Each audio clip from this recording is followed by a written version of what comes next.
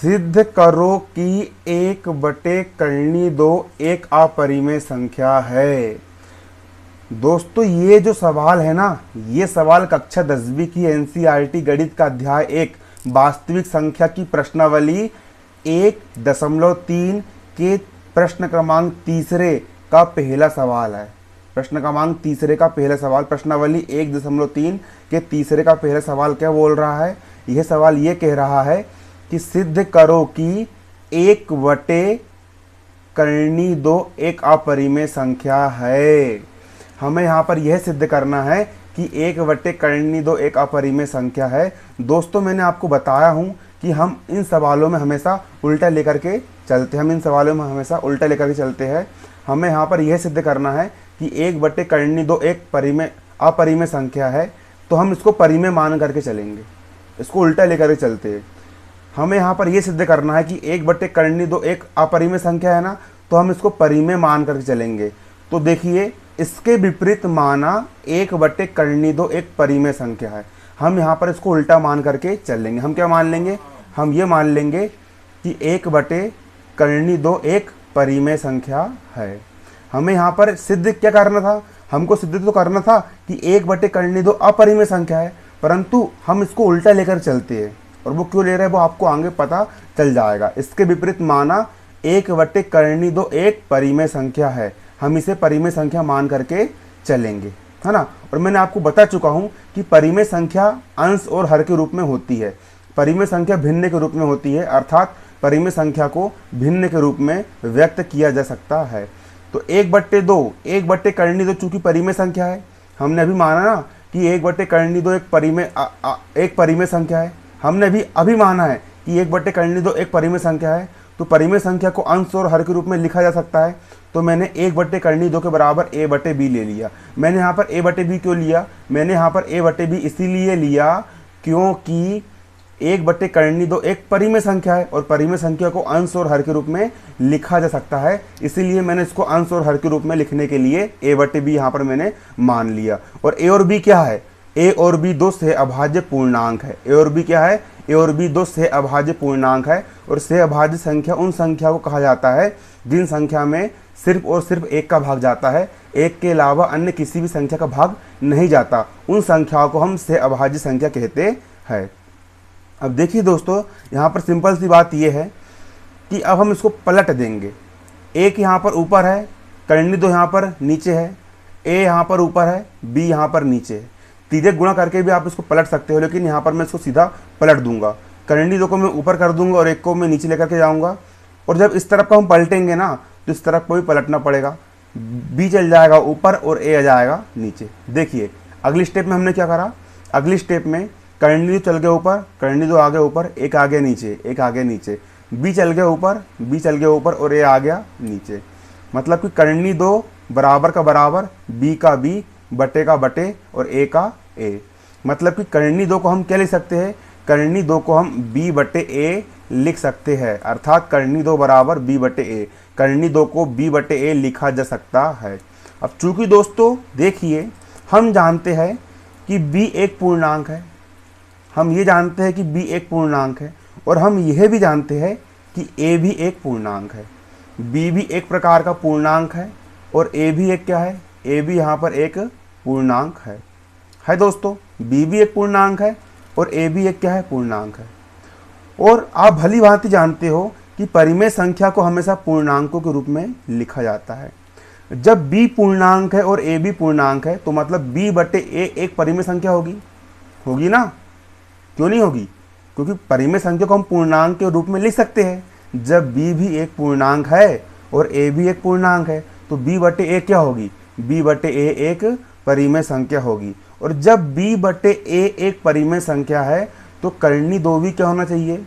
जब b/a एक परिमेय संख्या है ना, तो 2 भी परिमेय संख्या होनी चाहिए ना, क्योंकि b/a के बराबर 2 है, ये दोनों बराबर है। अगर ये आम है तो इसको भी आम होना चाहिए, अगर ये गुठली है तो इसको भी गुठली होना चाहिए। अब चूंकि ये एक परिमेय संख्या है, क्योंकि ये दोनों पूर्णांक है, तो इसको परिमेय संख्या होना चाहिए। परंतु हमने एग्जाम्पल में क्या सिद्ध किया था? हमने एग्जाम्पल में ये सिद्ध कर चुका है कि 2 एक अपरिमेय संख्या है।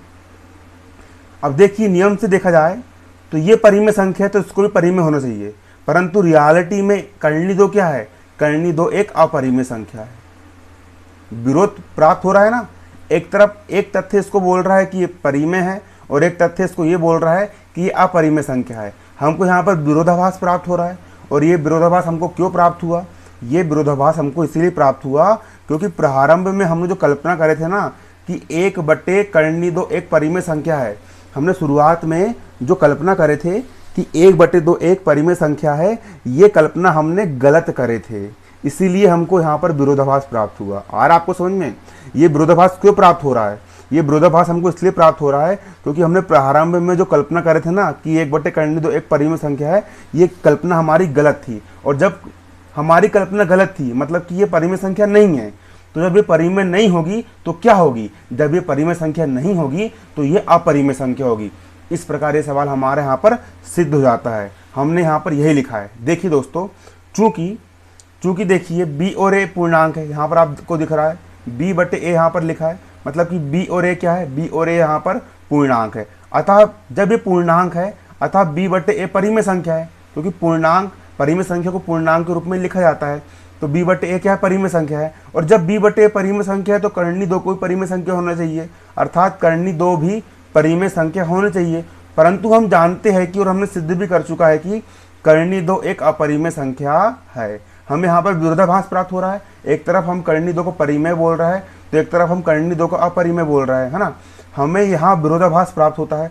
हमें यह विरोधाभास इसलिए प्राप्त हुआ क्योंकि हमने गलत कल्पना की थी। हमने सवाल की शुरुआत में जो माना था ना कि 1/कर्णी दो एक परिमेय संख्या है, हमने यह गलत माना था, है ना।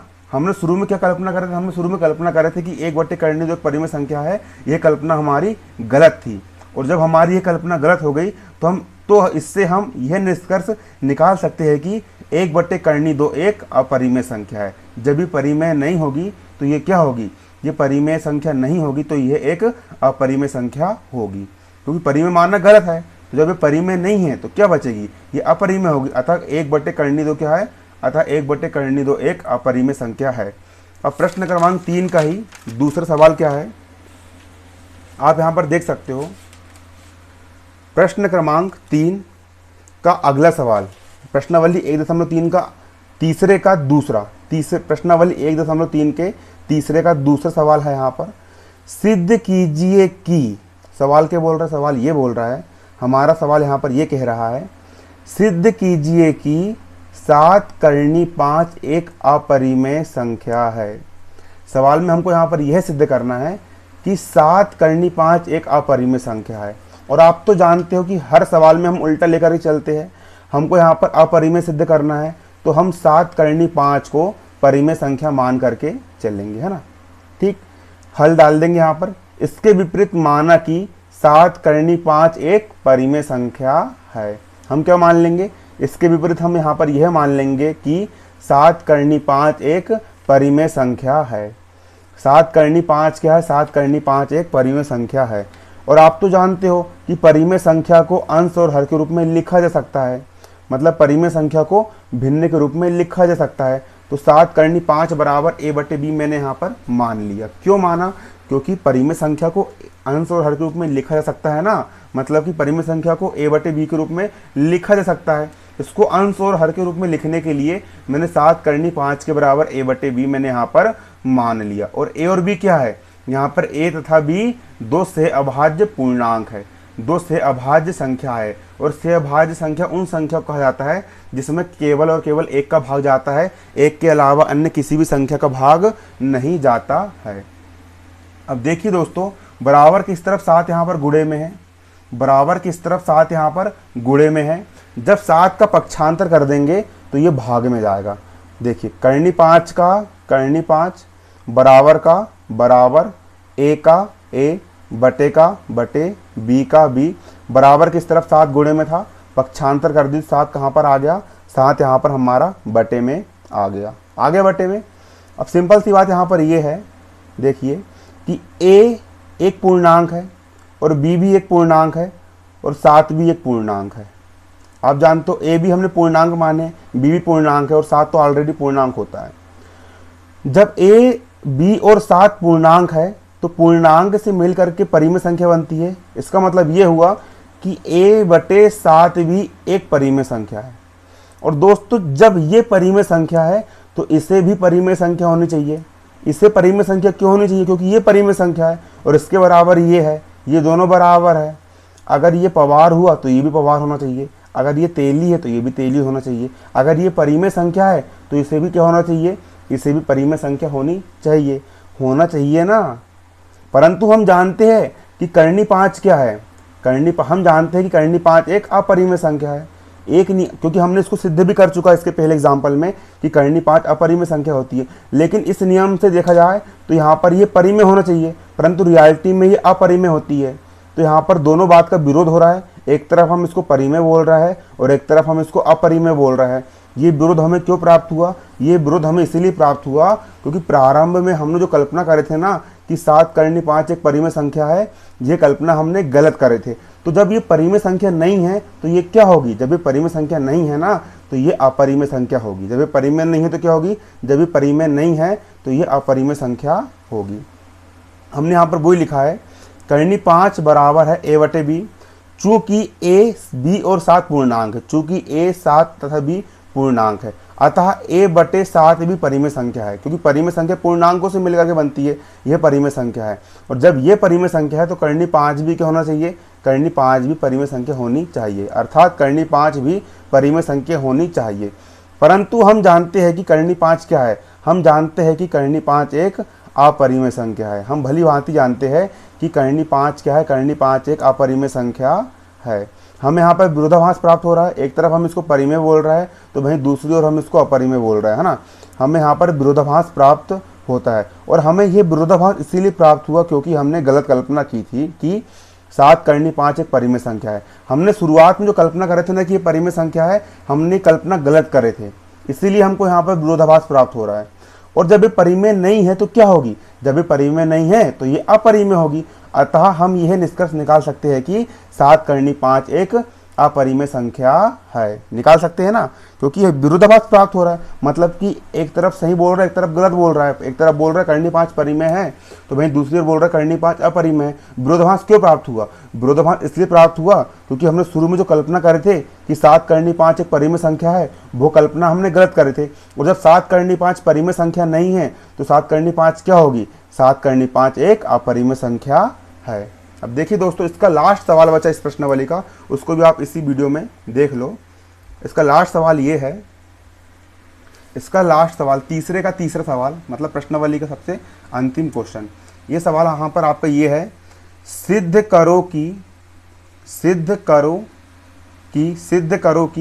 6 धन कर्णी 2 एक अपरिमेय संख्या है।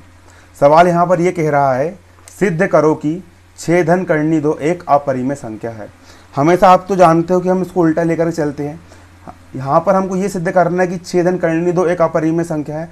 हम इसको उल्टा लेकर चलेंगे, मतलब कि हम इसको परिमेय मान करके चलेंगे। सबसे पहले हम यहाँ पर हल डाल लेंगे। देखिए, हमको यहाँ पर सिद्ध करना है 6 धन कर्णी 2 एक अपरिमेय संख्या है। तो देखिए, इसके विपरीत माना कि 6 धन कर्णी 2 एक परिमेय संख्या है। हम क्या मान लेंगे? हम यहाँ पर यह मान लेंगे कि 6 धन कर्णी 2 क्या है? एक परिमेय संख्या है। 6 धन कर्णी 2 क्या है? एक परिमेय संख्या है। और आप जानते हो परिमेय संख्या को अंश और हर के रूप में लिखा जा सकता है। तो 6 धन कर्णी 2 के बराबर में a/b मान लूंगा। 6 धन कर्णी 2 के बराबर मैंने a/b क्यों माना?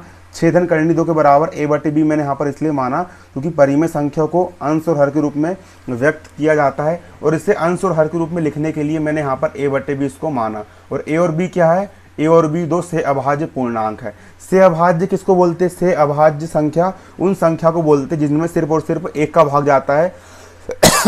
एक के अलावा अन्य किसी भी संख्या का भाग नहीं जाता है। देखिए दोस्तों, अब देखिए, अब बराबर किस तरफ 6 यहाँ पर धन का है? बराबर किस तरफ 6 यहाँ पर धन का है? जब हम इसका पक्षांतर कर देंगे तो बराबर किस तरफ आकर के ये ऋण का हो जाएगा। तो कर्णी 2 का कर्णी 2 बराबर का बराबर a/b का a/b बराबर किस तरफ 6 धन का था, पक्षांतर कर दिया तो 6 यहाँ पर ऋण का हो गया। अब देखिए, चूंकि a भी एक पूर्णांक है, b भी एक पूर्णांक है और 6 भी क्या है? 6 भी एक पूर्णांक है। a भी पूर्णांक है, b भी एक पूर्णांक है और 6 भी क्या है? 6 भी एक पूर्णांक है। जब a भी पूर्णांक है, b भी पूर्णांक है और 6 भी पूर्णांक है, तो हम भली भांति जानते हैं कि पूर्णांकों से मिलकर के परिमेय संख्या बनती है। जब a 6 और b पूर्णांक है तो a/b माइनस 6 ये एक परिमेय संख्या होगी। और जब ये परिमेय संख्या है तो कर्णी 2 भी परिमेय संख्या होना चाहिए। जब a/b माइनस 6 परिमेय संख्या है तो कर्णी 2 भी परिमेय संख्या होनी चाहिए ना, क्योंकि ये दोनों बराबर है। अगर ये पगलाई है तो ये भी पगलाई होना चाहिए, अगर ये गधा है तो ये भी गधा होना चाहिए, अगर ये परिमेय संख्या है तो ये भी परिमेय संख्या होना चाहिए, क्योंकि दोनों क्या है, दोनों बराबर है। जब a/b माइनस 6 परिमेय संख्या है तो कर्णी 2 भी परिमेय संख्या होना चाहिए। परंतु हम भली भांति जानते हैं कि कर्णी 2 क्या है, कर्णी 2 एक अपरिमेय संख्या होती है। यहाँ पर हमको विरोध प्राप्त हो रहा है ना, एक तरफ हम इसको बोल रहे हैं कि ये एक परिमेय संख्या है क्योंकि ये परिमेय है, और वहीं दूसरी ओर हम जानते हैं कि ये एक अपरिमेय संख्या है। हमको यहाँ पर दोनों बातों का विरोध प्राप्त हो रहा है, विरोधाभास प्राप्त हो रहा है। हमें यहाँ पर विरोधाभास क्यों प्राप्त हुआ, हमें यहाँ पर विरोधाभास इसीलिए प्राप्त हुआ क्योंकि प्रारंभ में हमने जो कल्पना करे थे ना, प्रारंभ में हमने क्या कल्पना करे थे, प्रारंभ में हमने कल्पना करे थे 6 धन कर्णी 2 एक परिमेय संख्या है। हमने ये कल्पना गलत करे थे, इसलिए हमको नीचे विरोधाभास प्राप्त हुआ, इसलिए हमको नीचे विरोधाभास प्राप्त हुआ। हमने जो प्रारंभ में कल्पना करे थे ना कि 6 धन कर्णी 2 परिमेय संख्या है, ये कल्पना हमने गलत करे थे। और जब ये परिमेय संख्या नहीं है तो ये क्या होगी, जब ये परिमेय संख्या नहीं है ना तो ये अपरिमेय संख्या होगी। देखिए हमने यहाँ पर वही लिखा है, देखिए कहाँ तक आ गया था, कर्णी 2 बराबर a/b माइनस 6 आ गया था ना। चूंकि a b 6 पूर्णांक है, a b और 6 क्या है, पूर्णांक है, अतः a/b माइनस 6 परिमेय संख्या है। चूंकि परिमेय संख्या पूर्णांकों से मिलकर के बनती है ना, अतः a/b माइनस 6 ये पूरा का पूरा a/b माइनस 6 परिमेय संख्या है। और जब ये परिमेय संख्या है तो कर्णी 2 भी क्या होना चाहिए, कर्णी 2 भी परिमेय संख्या होनी चाहिए। अतः देखिए a/b माइनस 6 परिमेय संख्या है, अर्थात कर्णी 2 भी परिमेय संख्या होनी चाहिए, क्योंकि a/b माइनस 6 परिमेय संख्या है। जब ये परिमेय संख्या है तो इसके बराबर कर्णी 2 है, तो कर्णी 2 भी परिमेय संख्या होनी चाहिए, कर्णी 2 भी परिमेय संख्या होनी चाहिए। परंतु हम जानते हैं कि कर्णी 2 एक अपरिमेय संख्या है और उसको हमने सिद्ध भी कर चुका है। हमको यहाँ पर विरोध प्राप्त हो रहा है, एक तरफ हम इसको परिमेय बोल रहा है तो एक तरफ हम इसको अपरिमेय बोल रहा है, दोनों तथ्य एक दूसरे का विरोध करते हैं। हमें यहाँ पर विरोधाभास प्राप्त हुआ ना, और हमें यहाँ विरोधाभास इसीलिए प्राप्त हुआ क्योंकि हमने गलत कल्पना की थी कि 6 धन कर्णी 2 एक परिमेय संख्या है। हमने प्रारंभ में जो कल्पना करी थी कि 6 धन कर्णी 2 एक परिमेय संख्या है, ये कल्पना हमने गलत करी थी। और जब ये परिमेय संख्या नहीं है तो क्या होगी, जब ये परिमेय संख्या नहीं है तो ये एक अपरिमेय संख्या होगी। अतः हम निष्कर्ष निकाल सकते हैं कि 6 धन कर्णी 2 एक अपरिमेय संख्या है। इस प्रकार हमारी प्रश्नावली यहाँ पर समाप्त होती है। अगली प्रश्नावली की वीडियो आपको जल्द ही मिल जाएंगे।